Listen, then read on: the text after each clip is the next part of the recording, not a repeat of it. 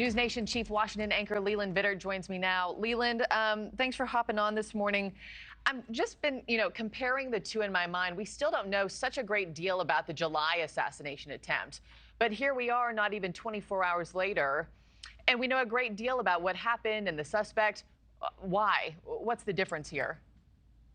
Well, first of all, I think we have to realize that no longer is this such a shocking and unprecedented moment in American history. When you have something happen within just a couple of months of each other, somehow the systems tend to work a little bit better. The shock of the attempted assassination of a presidential candidate is no longer really part of the story in the same way it was after former President Trump was shot. I think it's important to note that President Trump wasn't shot. In this case, the Secret Service was able to do what the Secret Service is supposed to do. There's not this massive, how could this possibly happen? How did someone get so close with a gun? How did someone take a shot at the former president and the leading presidential candidate in the Republican Party? There's a lot there. The other fact of the matter is there's a lot more information publicly available about Ralph than there was about the shooter in Butler, Pennsylvania. At some point, what we're able to figure out is what is available in the public ether. And Ralph had a lot on social media, which is where we know a lot of his views and his past activities from. The county sheriff yesterday said something that's not sitting well with a lot of people. He said, this isn't a sitting president. Trump's detail would be a larger footprint if he were sitting. Do we seriously need to revamp how we keep our political leaders safe in this country? Not only for them, but you had a rally go or die in July. I mean, not only for them, but for the people who want to and need to hear these campaign messages. Look, you can have as large of a security footprint as you want.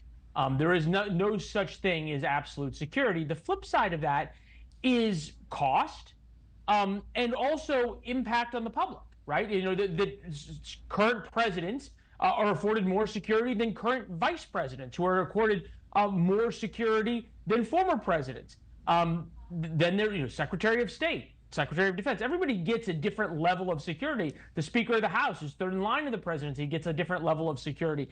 The political wing getting involved in security decisions always sort of confounds me a little bit, in that I think that if the Secret Service said we need more, and it said that, they would have gotten more resources. So until we know that the Secret Service and the professionals who do this ask for more resources and were denied, to me, that I'm not sure where the political side of this are trying to make something out of President Trump wasn't properly protected, maybe leaping a chasm in two bounds.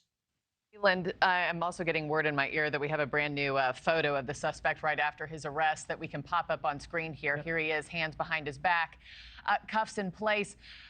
Also, moving forward, I mean, Trump is not changing anything about his schedule. I mean, we saw this last time. He's using it as momentum.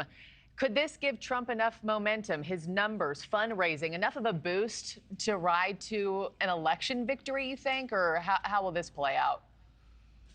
Boy, how would the first assassination attempt on Donald Trump play out? We don't know.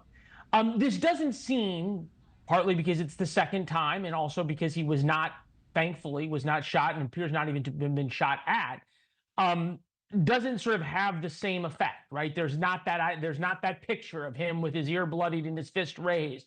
There's not the concept in the headline, Trump was shot. And look, we've had this before. Gerald Ford, there was other assassination attempts on him. Ronald Reagan, there was the assassination attempt.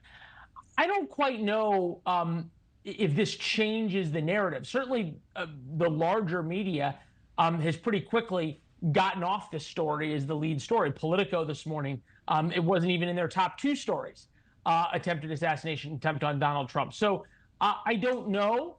I think that it rightfully puts in focus the conversation about this presidential race, and you and I had it many times, which is what level of demonizing the other side becomes really problematic. And if you're Kamala Harris right now, you've got a decision to make about your campaign. Thanks for watching, everybody. Go to joinnn.com to find NewsNation on your television provider. Also, don't forget to click that red subscribe button below to get more of NewsNation's fact-driven, unbiased coverage.